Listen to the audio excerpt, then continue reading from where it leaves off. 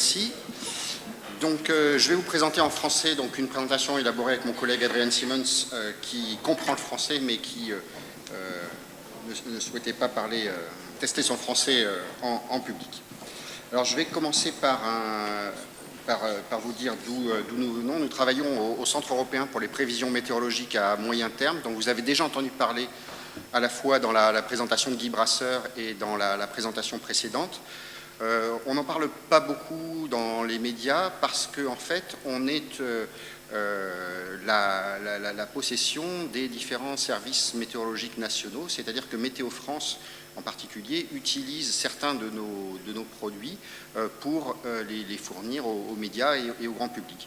Le Centre européen a été formé il y a 40 ans et en fait, c'est un grand succès de l'Europe, dans la mesure où les produits du Centre européen sont aujourd'hui regardés au niveau mondial comme la référence. Alors, avant de commencer la présentation d'aujourd'hui, je comptais faire un petit quiz, je vais aller très vite. Je suppose que vous connaissez ces deux personnes. La question, c'est pourquoi les mettre tous les deux sur cette diapositive.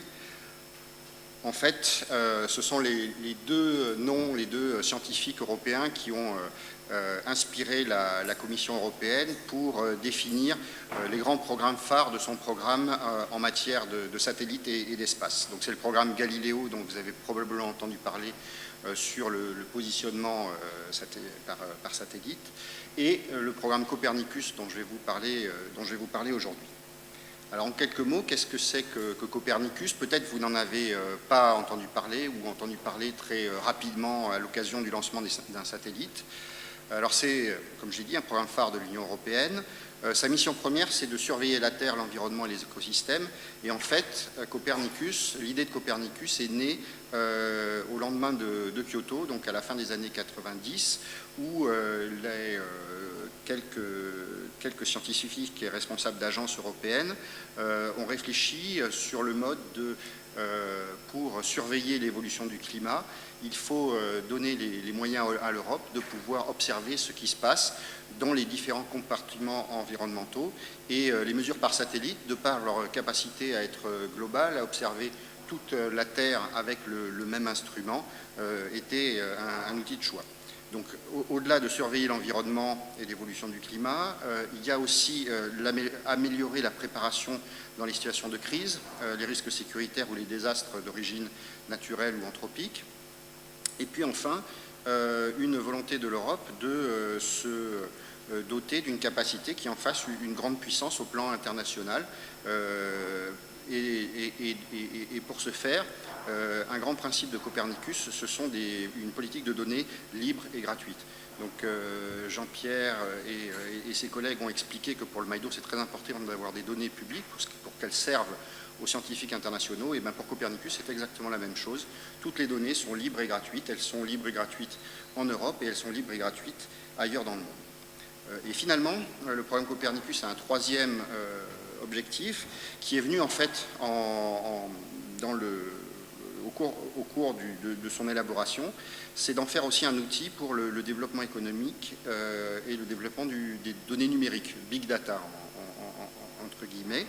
Et l'idée, c'est que ces données libres et gratuites puissent être injectées dans l'économie et que des acteurs économiques puissent faire des services à valeur ajoutée et développer donc une économie qu'on dit verte. Alors la montée en puissance de Copernicus s'est faite sur une dizaine d'années. Les financements, donc là on parle de spatial et de satellites, sont très importants. Le coût du programme pour la période 2014 à 2020, c'est 4,3 milliards d'euros. Donc c'est un énorme financement. Et ce dont je vais vous parler, c'est ce qui est fait avec ce financement.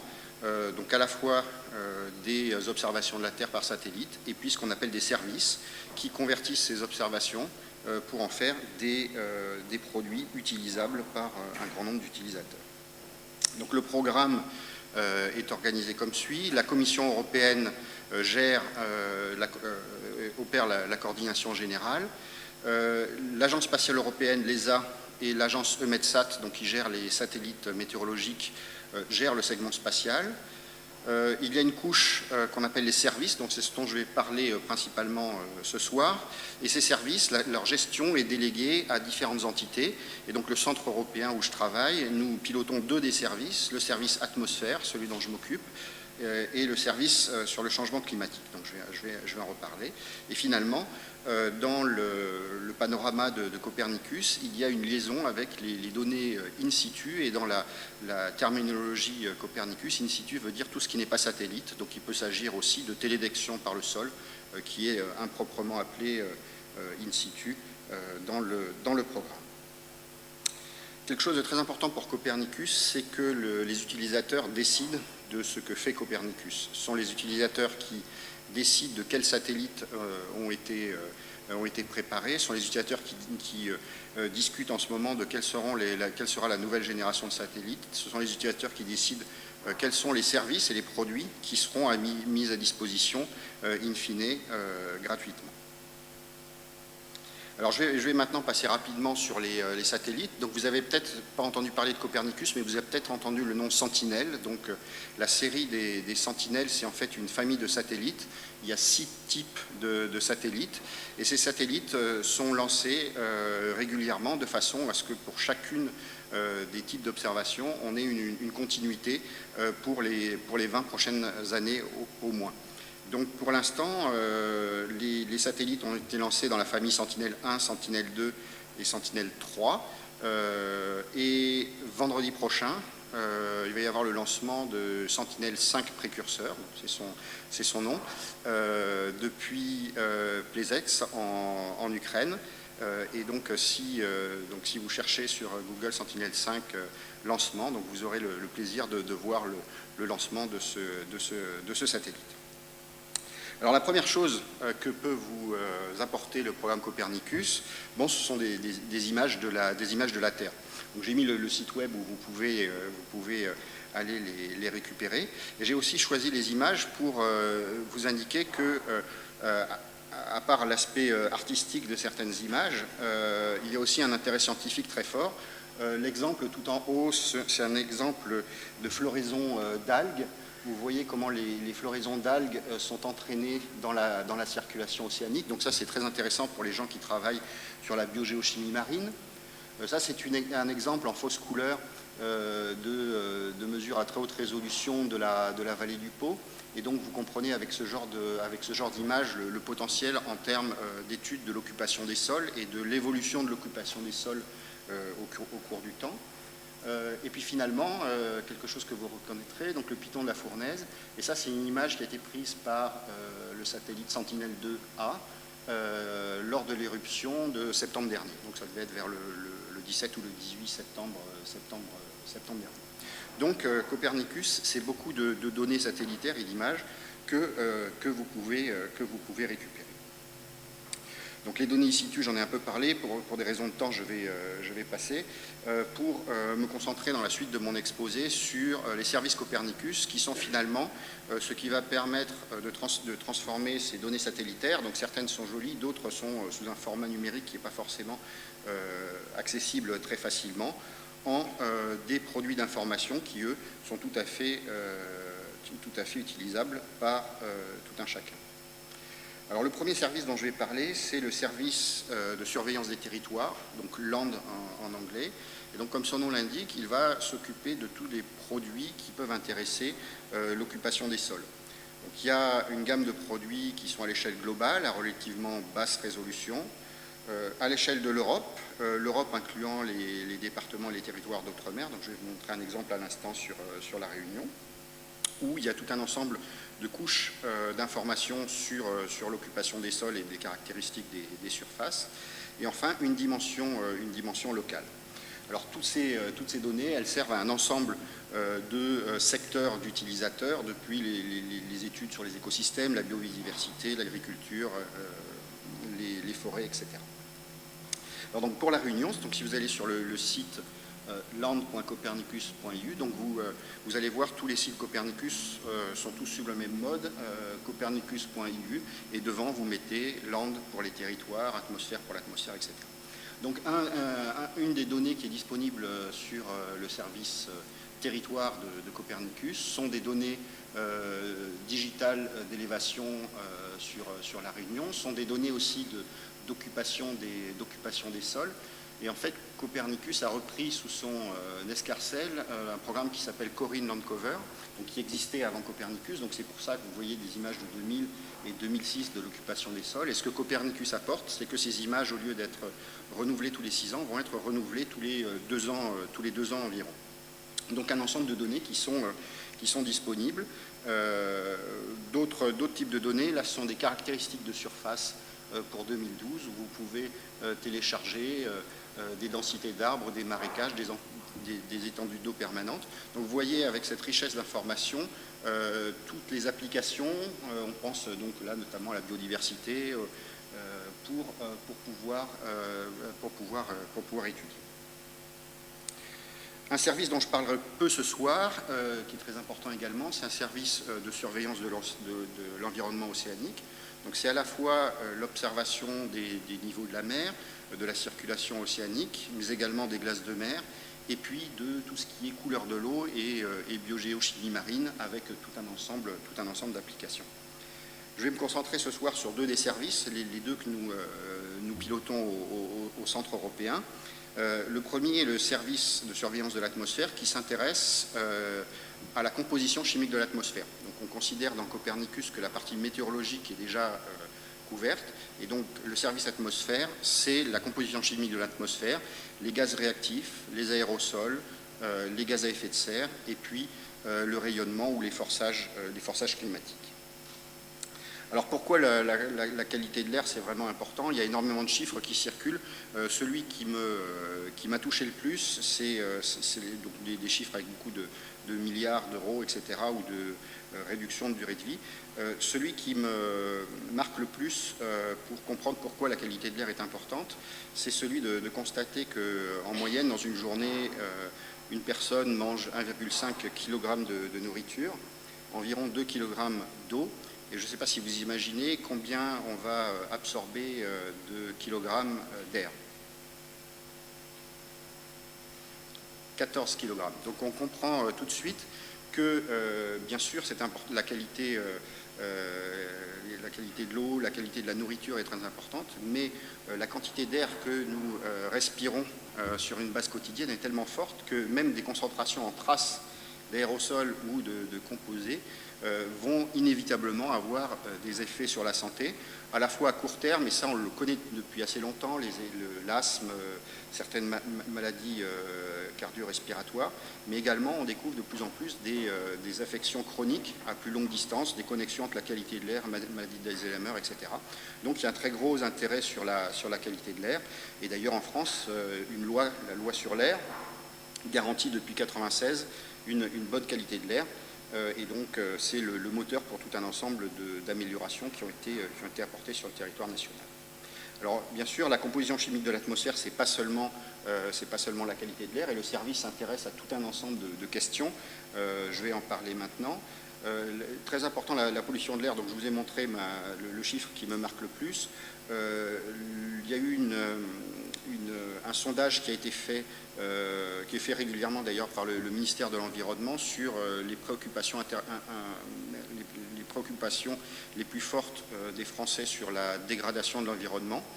Et donc c'est petit, je ne sais pas si vous arriverez à lire, mais la courbe qui est ici en rouge, c'est le réchauffement de la planète, le changement climatique. Et la courbe qui était en gris ici, c'est la qualité de l'air. Donc on voit que le grand public est extrêmement sensible à ces choses-là. Et donc c'est normal que les politiques, alors c'était Barack Obama il y a 1 an et demi environ, communiquent sur ces thématiques. Alors comment fonctionne le service atmosphère de Copernicus? Eh bien c'est un peu comme la prévision météorologique. Donc on utilise massivement des données satellitaires en particulier, qu'on assimile, alors je vous expliquerai tout à l'heure ce que c'est que l'assimilation, qu'on utilise, qu'on combine avec un modèle pour définir un état initial et faire des prévisions.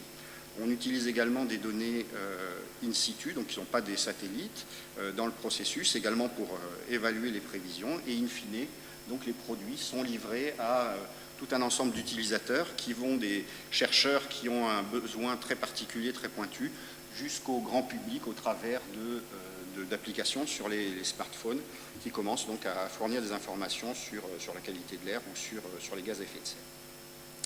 Donc si vous allez sur le site atmosphère.copernicus.eu et si vous allez en plus sur la zone Maps, vous pourrez trouver des cartes comme ceci qui sont mises à jour quotidiennement et qui vous montrent des prévisions à 5 jours des principales espèces de compositions chimiques. Donc ce que vous montrez, Valentin, tout à l'heure, les éruptions volcaniques, les transports de feu depuis l'Afrique australe ou depuis Madagascar éventuellement, sont visibles sur ces cartes. Un autre type d'informations que vous pourrez trouver, ce sont des informations sur le trou d'ozone. Donc on est en ce moment dans la période du trou d'ozone. Je n'aurai pas le temps de rentrer dans beaucoup de détails. Ce que vous pouvez voir ici, je vais uniquement commenter le graphique qui est ici. Donc ce graphique montre la taille du trou d'ozone, qui est la zone dans laquelle les valeurs d'ozone seront réduites par la destruction catalytique de l'ozone. Donc c'est un phénomène qui se produit tous les ans au moment du retour du soleil au printemps sur la zone antarctique. Les petites lignes en grisé, c'est l'extension du trou d'ozone pour la période 2002 à 2017. La ligne qui est ici en bleu, c'était l'année 2015 qui avait vu un trou d'ozone particulièrement grand. Donc il avait commencé plutôt tard et il avait ensuite été très important et avait fini quasiment à la fin décembre de façon tout à fait exceptionnelle. Et cette année, donc on est sur la courbe qui est ici en rouge, donc le trou d'ozone a commencé très tardivement et il est sur une base d'un trou d'ozone tout à fait petit. C'est sur les dernières décennies, c'est le plus petit ou le deuxième plus petit par opposition à 2002, qui est la courbe qui est ici en verte. Et en 2002, s'était passé un phénomène tout à fait intéressant. Donc j'ai ici l'animation, mais pour des raisons de temps, je ne pourrais pas trop attendre qu'elle revienne au début pour la recommenter. Mais le trou d'ozone et ce vortex polaire s'était scindé en deux morceaux, ce qui fait que le processus de trou d'ozone, cette année-là, en 2002, s'était sabordé donc, vers la fin septembre. Donc cette année, ce n'est pas ça. Ce qui se passe probablement, c'est une érosion du trou d'ozone sur les côtés qui, en fait, est reliée à une anomalie chaude de température dans la stratosphère qui rend ce vortex polaire moins bien isolé et donc qui limite l'efficacité de la destruction chimique. Donc ça, c'est aussi le trou d'ozone, c'est quelque chose sur lequel vous pouvez trouver des informations avec le service atmosphère. Donc bien sûr, ça c'est intéressant comme connaissance générale ou pour les chercheurs qui s'intéressent à ces questions, mais il y a aussi des applications pratiques. Une des applications, un des utilisateurs du service Copernicus Atmosphère, c'est par exemple le Bureau météorologique australien. Donc la sensibilisation aux prévisions, à l'exposition, à la surexposition au rayonnement ultraviolet est très très importante en Australie, elle est aussi à La Réunion évidemment. Et le Bureau météorologique australien a choisi de prendre les données du programme Copernicus parce qu'elles ont une très bonne qualité pour servir tous les utilisateurs en Australie. Et donc il y a en Australie la plupart des applications pour smartphones qui donnent l'information sur le rayonnement UV, mais aussi les conseils sur les temps maximum d'exposition, etc., sont basés sur ces données Copernicus. Donc je vous avais dit, données libres, gratuites partout dans le monde. Donc c'est un exemple. Et ici à La Réunion, pourquoi pas, on pourrait imaginer avoir ce genre de développement. Donc il y a d'autres services, j'en parlerai moins ce soir pour des raisons de temps. Donc sur la qualité de l'air en Europe, des aspects sur lesquels on travaille beaucoup sont les pollens, donc la prévision des niveaux de concentration de pollen, qui est un des développements très importants. Je vais passer rapidement pour aller au service suivant, qui est le service de changement climatique, où j'ai deux exemples de produits dont je voudrais vous parler. Donc le service changement climatique, le défi, pour Copernicus, c'est d'en faire un véritable portail européen sur le climat. Alors vous avez déjà vu probablement des dizaines de portails sur le climat, qu'ils soient régionaux, nationaux, européens, de toutes les couleurs. Là, la Commission européenne a décidé de mettre les moyens pour en faire quelque chose qui permette aux différents types d'utilisateurs, depuis l'utilisateur qui est capable d'absorber des quantités très importantes de données, jusqu'à des utilisateurs qui ont peu de moyens techniques pour servir en information climatique. Donc le type de produits qui sont démontrés sur le site web du service Copernicus sur le changement climatique, c'est cet exemple. Donc c'est un exemple qui utilise ces fameux scénarios RCP 8.5 et 2.6 dont a parlé Guy Brasseur, mais qui les traduisent à l'échelle locale en termes ici de ressources en eau sur l'Espagne. Donc ce sont des façons de visualiser les conséquences de ces grandes courbes, donc qui ne veulent pas forcément dire grand-chose, et de les traduire en par exemple des séries temporelles sur l'évolution de la ressource en eau sur un point particulier, sur une zone en Espagne. Et il y a beaucoup d'exemples de ce type-là de services climatiques, c'est-à-dire de transformer l'information scientifique en une information qui est directement utilisable par des gestionnaires, par des gens qui souhaitent décider de construire des réservoirs, de rétention d'eau, etc. Alors, je vais vous parler d'un produit très intéressant qui sont les prévisions saisonnières. Et donc, dans le cadre de Copernicus, ce qui est fait, c'est de mettre en commun les prévisions saisonnières qui sont faites partout en Europe. Donc, on a mis ensemble les prévisions saisonnières du Centre européen, du Met Office anglais, de Météo France, du service météorologique allemand et d'un centre de recherche italien pour construire une espèce de super prévision qui va prendre le bénéfice de toutes les prévisions individuelles. Donc comment ça se présente? C'est un produit d'échelle globale, donc qui couvre le globe à une résolution relativement grossière de 1 degré par 1 degré, ça fait à peu près 100 km. Sont des prévisions probabilistes, donc là c'est pas comme la prévision météo, on va dire demain il va pleuvoir, c'est des prévisions pour lesquelles vous allez avoir une distribution de probabilité. Donc je vais vous montrer un exemple concret juste après. Et puis, donc, elles sont mises à disposition le 15 de chaque mois. Donc, le 15 de chaque mois, vous avez une prévision sur les 6 mois prochains. Alors, l'exemple, c'est quelle est la prévision actuelle. Donc, la prévision qui a été livrée le 15 septembre, donc en zoomant sur la zone Afrique, Océan Indien et Atlantique Sud. Donc, ce que vous voyez, donc ici en haut, c'est la probabilité pour que la température de mer soit supérieure à la médiane de la période 1993 ou à 2016. Ce graphique-là, c'est l'évolution de la température donc, à 2 mètres au niveau du sol. Et ça, c'est la même chose, mais pour la précipitation. Et donc, ce que l'on voit, c'est que pour donc, la période novembre à janvier prochain, il y a une très forte probabilité que la température de mer et que la température soient supérieures à la médiane, c'est-à-dire l'année qui se situe, si on met toutes les années les unes après les autres avec leur température, l'année qui se situe au milieu, eh bien, il y a 80 à 90% de chances que cet été soit plus chaud en termes de température de mer et de température de l'air, et une probabilité un tout petit peu inférieure, 70 à 80%, pour que cet été soit un petit peu plus humide, plus de précipitations que la médiane de la période depuis 93. Donc on verra si les prévisions sont justes. On a néanmoins un peu de confiance dans la zone tropicale parce que lorsqu'on regarde sur les périodes passées la capacité des systèmes, alors là c'est juste 2 systèmes, celui du Centre européen et celui de Météo France, à prévoir donc ces anomalies climatiques, si la température de la surface de mer va être plus chaude ou plus froide que la moyenne. Ce que l'on voit avec les zones donc en rouge très foncé, c'est la zone où la prévisibilité à l'échelle saisonnière est très bonne. Donc là, vous voyez, il y a une très grande zone où la prévisibilité est excellente, donc c'est la zone du El Niño, la Niña, où la prévision saisonnière est réellement très bonne. Et donc, dans l'océan Indien, on a également une capacité à prévoir à l'échelle saisonnière qui est moins bonne que dans la zone El Niño, mais qui est néanmoins très très bonne et très très supérieure à tout ce qui est possible aux latitudes moyennes. Donc il y a vraiment de l'intérêt et encore plus d'intérêt ici à regarder ces prévisions saisonnières qui peuvent bien sûr avoir un impact pour un certain nombre de secteurs d'activité. Je vais passer à un deuxième produit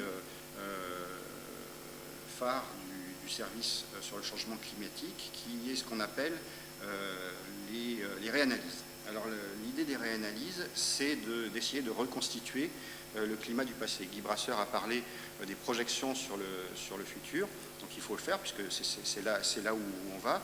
Maintenant, savoir d'où on vient, c'est aussi important, ne serait-ce que pour évaluer ces modèles.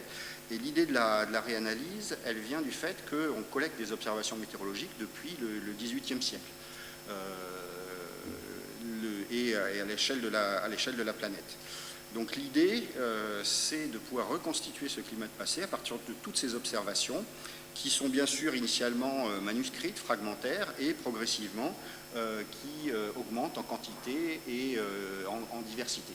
Donc jusqu'avant la Seconde Guerre mondiale, les données étaient essentiellement de surface avec zone Europe, États-Unis, Australie, quelques données aussi de bateaux qui étaient disponibles déjà. Après, les données d'altitude avec les radiosondages en particulier, où les mesures aéroportées se sont développées. Et si on regarde dans la période qu'on appelle récente, donc depuis 1979, où il y a également des satellites, on a une couverture en observation qui a énormément augmenté et qui a une vraie couverture globale. Alors, donc, qu'est-ce que c'est qu'une réanalyse? Donc une réanalyse, c'est prendre le système qu'on utilise pour la prévision météorologique de tous les jours, mais de rejouer cette situation pour le passé. Donc on a besoin pour cela, donc on peut prendre le dernier modèle dont on dispose, donc au Centre européen, des observations, et à partir de là, reconstituer toute l'information du passé. Et ce qui est très important et qu'ont montré certains de nos collègues, c'est qu'en fait, en bénéficiant uniquement de données à la surface, c'est-à-dire finalement très très peu d'informations, la pression à la surface, mesurée dans un nombre assez réduit de sites, eh bien on peut faire un travail qui est pas tout à fait aussi bon, mais presque aussi bon que ce que l'on peut faire avec des observations aéroportées et des observations satellitaires. Et donc là, ce que vous voyez, ce sont les structures avec les hautes pressions et les basses pressions pour une situation particulière. Dans un cas où une réanalyse a été faite en utilisant toutes les données qui étaient disponibles à ce moment-là, donc en 2005 ou 2006, et en éliminant toutes les données qui n'étaient pas, enfin, en éliminant énormément de données pour ne conserver que les données de surface. Et ce que vous voyez, c'est que les dépressions et les hautes pressions sont situées à peu près au même endroit. Donc ça veut dire que ce concept de pouvoir remonter dans le passé et savoir finalement quel était le temps qu'il a fait très loin est possible. Et de fait, donc, un des succès de ces réanalyses, ça a été de se comparer avec des journaux qui relataient par exemple une perte d'un bateau au cours d'une tempête sur l'Atlantique. Et en regardant la date exactement dans les réanalyses, eh bien on voit cette tempête. Donc en quelque sorte, la réanalyse, c'est une espèce d'encyclopédie du climat passé. Donc évidemment, ce n'est pas très intéressant de regarder et de lire extensivement toute l'encyclopédie, mais si vous êtes intéressé par quelque chose de particulier, la réunion, donc ça permet d'avoir une série temporelle donc, qui peut remonter très très loin dans le temps. Donc là, je vais vous parler de la dernière réanalyse que l'on est en train de calculer au Centre européen. Donc on l'appelle ERA5 parce que c'est la 5e des réanalyses que l'on a faites, donc périodiquement, tous les 5-10 ans. Dans le passé, ça a été plutôt tous les 10 ans. Dans le futur, on le fera plutôt tous les 5 ans. Donc on fait cet exercice de réanalyse. Alors en fait, cette réanalyse, pour le moment, elle se concentre essentiellement sur les données météorologiques, mais il y a beaucoup de travail en cours pour étendre ce principe de réanalyse à d'autres compartiments comme l'océan, comme les surfaces continentales ou la composition chimique de l'atmosphère. Et de fait, il existe aujourd'hui une variété de réanalyses que je dirais thématiques qui viendront progressivement enrichir les réanalyses essentiellement météorologiques. Alors cette dernière réanalyse, ERA 5, donc elle vient remplacer la précédente. Pourquoi on a beaucoup d'espoir? Parce que elle dispose de la version de 2016 du modèle de prévision météorologique. Donc il y a énormément de développement, de recherches qui sont intervenues au niveau du modèle et des techniques d'assimilation de données pendant ces 10 ans. Sa résolution horizontale, elle est d'environ 30 km au lieu de 80 km pour la dernière version. Elle a beaucoup plus de niveaux verticaux, 137 au lieu de 60. Et puis de nouvelles données pour les températures de mer et les concentrations de glace de mer, qui est une donnée externe que l'on récupère d'une réanalyse thématique. Et également, il y a de nouveaux jeux de données satellitaires. Donc la réanalyse ERA 5 donne des champs à pas horaire depuis le 1er janvier 1979 et nous avons prévu de l'étendre de façon à ce qu'elle fournisse des données avec 2 jours de retard, donc qu'elle suive, continuer la série temporelle, et puis également de la réétendre dans le passé jusqu'à 1950 environ.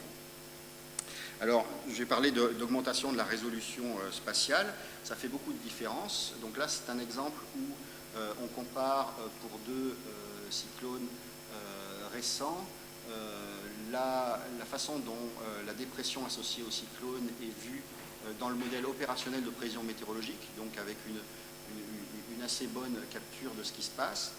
Voilà ce que voit, entre guillemets, ERA 5, donc avec la résolution de 30 km. Et voilà ce que voyait ERA intérim, donc la précédente réanalyse. Donc on voit que pour l'analyse des cyclones tropicaux, ERA intérim était limite de façon à pouvoir étudier leur comportement. ERA 5 a déjà un certain potentiel pour les plus forts d'entre eux à pouvoir travailler sur ce genre de questions ou plus généralement sur des questions d'échelle plus petite que celles qui étaient possibles avec ERA intérim. Je m'éloigne. Donc je vais passer rapidement. La qualité de la réanalyse ERA 5 est meilleure que celle de notre précédente réanalyse, donc par comparaison avec des observations indépendantes. Et une façon de le caractériser est indiquée ici. Donc là, ce que l'on voit, c'est une mesure de la qualité de prévision. Alors, pourquoi c'est intéressant? Donc, une réanalyse, c'est une caractérisation de l'état initial avec les observations. Et comme vous le savez, la qualité d'une prévision va dépendre de la qualité de cet état initial. Donc ce que l'on fait, c'est que périodiquement dans la réanalyse, on lance des prévisions à 10 jours et on regarde la qualité de ces prévisions. Et si la qualité de ces prévisions augmente, c'est une bonne indication que la qualité de l'analyse, c'est-à-dire du point de départ, est meilleure. Et ce que l'on voit, c'est qu'à différentes échéances de temps, ERA 5, en fait, a un jour de prévision et à une performance d'un jour de prévision meilleure que ERA intérim. C'est-à-dire qu'une prévision à 3 jours issue de ERA 5 a la même qualité par rapport aux observations qu'une prévision à 2 jours d'ERA intérim. Donc un saut quantitatif assez important. Donc la réanalyse ERA 5, elle est très fiable pour certains paramètres comme l'évolution de la température à l'échelle planétaire. Donc là, on a des très bonnes comparaisons avec les autres exercices internationaux, notamment par la NASA et par la NOAA. On a également de très bonnes comparaisons avec les données d'observation de surface. On a des difficultés dans d'autres domaines, par exemple sur les précipitations. Ce qu'on a noté, c'est une amélioration par rapport à un ERA intérim, mais néanmoins toujours des limitations quant à l'utilisation des données de précipitation. Et on comprend pourquoi c'est plus difficile que la température, parce que dans notre modèle, les précipitations sont en fait le résultat d'un diagnostic par le modèle. Donc c'est en quelque sorte indirectement contraint par les observations, donc c'est beaucoup plus dur à restituer. Mais je n'ai pas le temps de commenter ces graphiques, mais on voit une amélioration par rapport à un ERA intérim, et donc beaucoup d'espoir qu'au cours du temps, ces réanalyses progressent également en termes de précipitation. Et donc ce qu'on peut faire avec ces réanalyses, eh bien, c'est de pouvoir suivre l'évolution du climat, non pas avec un jeu de données parcellaires quand on a je sais pas, un vol avion ou une trajectoire bateau, mais réellement à l'échelle planétaire, et de pouvoir comparer ce qui est fait ici, les moyennes mensuelles successives, donc à partir de 1980 jusqu'à la période récente. Et ce que vous allez voir, donc là, ce qui est représenté, c'est l'anomalie par rapport à la moyenne sur toute la période. Donc vous voyez quelque chose qui ressemble beaucoup à un graphique que Guy Brasseur a montré, comment progressivement, par rapport à la moyenne, donc les températures augmentent. On voit également que ce n'est pas homogène sur l'ensemble du globe, donc il y a des zones de refroidissement et de réchauffement, et ces zones évoluent de façon dynamique, d'où l'intérêt de suivre l'évolution du climat. Et donc là, on arrive donc dans la période récente où les températures ont été systématiquement supérieures à la période passée. Ici, en 98, il y avait une période chaude qui était associée à un événement El Niño, qui avait eu ça. Donc c'est un outil extrêmement puissant pour estimer, notamment, donc Guy Brasseur parlait de l'accord de Paris, à quelle distance nous sommes d'une évolution globale de la température planétaire de 1,5 ou 2 degrés. Donc je passe, pour finir mon exposé, sur les deux derniers services dont je voulais parler. Le service sur les situations d'urgence, alors il couvre à la fois les vraies situations d'urgence. Donc là, Copernicus permet de commander des images à extrêmement haute résolution dans le cas d'accidents ou de catastrophes naturelles, qui permettent de comparer la situation avant et après. Donc cette partie du service est activée par des représentants nationaux dans chacun des pays de l'Union européenne. Il y a un coordinateur national qui est articulé avec l'ensemble des régions et des préfectures pour commander des données à Copernicus. Pour la zone de l'océan Indien, depuis 3 ans, il y a eu juste 2 activations, et 2 activations qui ont été faites sur Madagascar. Par contre, quelque chose qui est intéressant à regarder régulièrement, ce sont des prévisions des dangers de feu.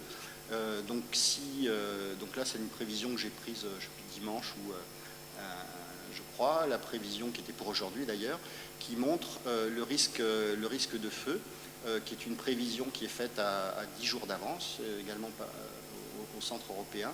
Et donc il y a un code couleur sur le risque de feu par rapport aux conditions climatologiques. Et donc on voit ici, sur cette partie de Madagascar, un risque de feu très important qui est saisonnier. Donc Valentin montrait ce qui se passe sur l'Afrique australe, mais sur cette partie de Madagascar, c'est attendu. On voit dans la prévision à 9 jours que sur la Réunion, il y a un indice moyen sur 2 zones. Et là, c'était pour le 9 octobre, donc à une température relativement chaude. Alors ce qui est intéressant aussi, c'est que le service vous donne accès aux feux qui sont effectivement détectés à partir d'un instrument américain. Donc là, on voit les feux qui ont été détectés dans le dernier jour ou dans les 7 derniers jours. Donc on voit qu'il y a énormément de feux dans cette zone de Madagascar. Et une autre information que vous pouvez retirer, c'est les émissions par ces feux qui sont également produites par Copernicus. Donc si vous êtes intéressé par une prévision des aérosols provenant de ces feux qui peuvent arriver sur la Réunion, donc vous avez directement des fichiers d'émissions que vous pouvez utiliser en entrée de la modélisation. Le dernier service dont je parlerai très peu, c'est le service Copernicus sur la sécurité.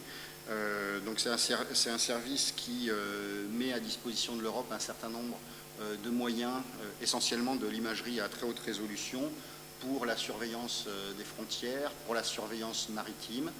Donc là, évidemment, vous imaginez qu'avec la situation de réfugiés, ce sont des aspects du service Copernicus qui sont extrêmement utilisés, mais dans le même temps qui ne sont pas... La différence du service sécurité, c'est que ce n'est pas un service libre et gratuit, donc les données ne sont pas mises à disposition. Et puis également, quelque chose d'important qui est le support de l'Union européenne aux actions extérieures sur les sites de crise et les catastrophes au plan international, donc dans ce troisième volet qui est l'ambition planétaire de l'Union européenne. Alors c'est très bien de faire tout ça. Vous avez vu dans mon transparent initial qu'il y a beaucoup d'argent qui a été mis sur la table par l'Union européenne. Donc on est à mi-parcours de la phase 2014-2020 et donc on a en ce moment une évaluation à mi-parcours des impacts socio-économiques de Copernicus qui est fait par une société d'audit indépendante pour évaluer quels ont été les bénéfices apportés par Copernicus jusqu'à présent. Alors ce sont des gros rapports que vous pouvez télécharger. J'ai pris juste un exemple, la fiche de synthèse qui explique que sur la période jusqu'à présent, enfin jusqu'à 2020, donc en anticipant les dépenses, l'investissement dans le programme est de 7,4 milliards d'euros. Donc il y a eu beaucoup d'investissements sur la préparation des instruments satellitaires en particulier. Et les bénéfices collectés ou attendus jusqu'à 2020 se montent à 1,5 milliard. Donc c'est une étude qui est très fouillée, qui regarde différents secteurs d'activité, comment une meilleure information environnementale permet de faire soit des économies ou des bénéfices supplémentaires. Et ça couvre vraiment une zone très très large d'application, depuis la pêche, l'agriculture, le rayonnement solaire, etc. Alors ce qui est très intéressant, c'est que on voit que pour 1 euro investi à l'échéance 2020, donc c'est 2 euros qui sont rendus, restitués par Copernicus. Et donc ce que montre l'étude, c'est qu'en fait, dans la phase suivante, où là les investissements initiaux sur le développement des satellites va réduire, le retour sur investissement, ce qui est attendu et prévu, c'est un facteur de 4 à 10 sur l'investissement initial. Donc la conclusion de ce rapport d'audit intermédiaire, c'est que Copernicus est en bonne voie de réaliser, enfin, est sur la trajectoire des prévisions qui ont été faites. Et donc il y a beaucoup enfin, tous les signaux indiquent que Copernicus va continuer. Le dernier point que je voulais mentionner, c'est que peut-être c'était ce soir la première fois dont vous entendiez parler directement de Copernicus. La communication de Copernicus monte en puissance. On commence à avoir une couverture dans les médias relativement importante sur des thématiques particulières. On va avoir également quelque chose d'important à partir de la fin de ce mois sur Euronews, donc la chaîne européenne. Il y aura des bulletins de qualité de l'air diffusés plusieurs fois le matin et plusieurs fois en soirée, basés sur toute cette information Copernicus, partant du satellite, le modèle globaux, des modèles régionaux, des observations in situ, pour in fine apporter une information sur la qualité de l'air au niveau de l'Europe. Je vous remercie.